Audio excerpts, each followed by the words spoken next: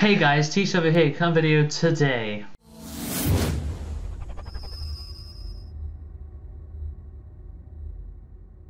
Right, so I was going to have some visual cues on my laptop so that I could keep on topic, and I wanted to talk about the Banlist season because now that it's the 1st of March, it is now the Banlist season. Obviously we know that the TCG has decided to have a Banlist once every 4 months. The last one was the beginning of January, so it's once every 3 months. What that basically means is that we get faster updates to the Banlist.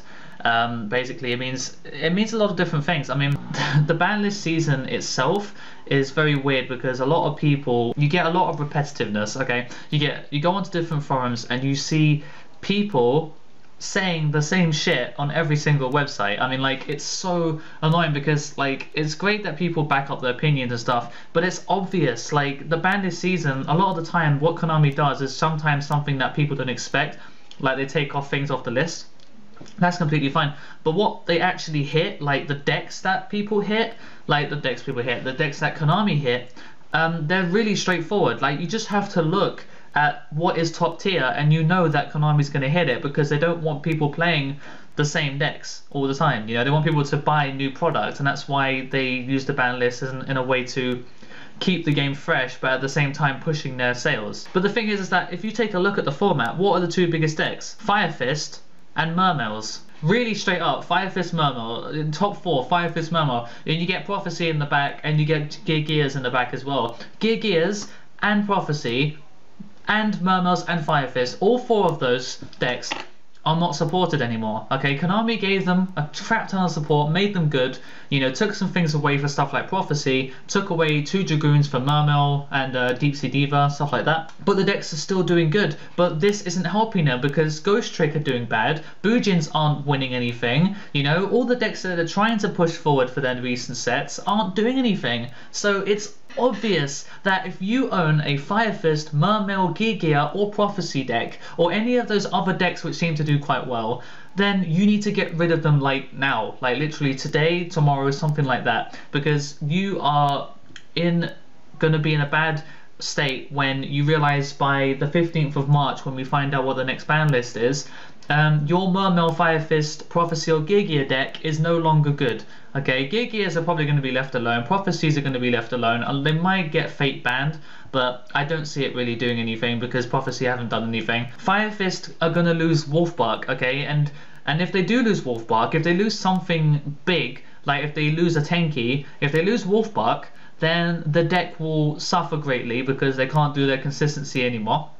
Their late game won't be as good, but also all the players who have free Wolfbark and all the players who invested into a playset of Wolfbarks, because they're going for like $50 each at the moment because they win YCSs. If you have a playset of Wolfbarks and you're playing the proper good Fire Fist deck, then you need to get rid of your shit now, okay? The thing is, the reason why I'm saying this is because it's so obvious, okay? You just need to think like, oh yeah, I'm playing the best deck. Oh, the ban list is in 2 weeks. Oh, I should probably, like, you know, move on to something else. Maybe go on to something that Konami's giving support for, you know? That's it. Simple as. I can't believe how long, I don't even know why this video's gone on so long. It's not even that long, you know? My opinion of the ban this season is that be smart. You don't even have to be like a genius, you just have to be somewhat competent enough so that you can go, okay, I'm playing the best deck, I should probably sell up and try something else. Because now that Konami has a quarterly ban list, you might as well just keep on your toes constantly. Don't sit down and say, I'm going to play this deck for a year, get the best at it, I'm going to play this deck for a year, take it to tournaments. You know, you can't do that. You need to play the best deck, and the best deck will change more often than it used to. Back when it was a 6-month ban list, back when OCG and TCG had the same ban list.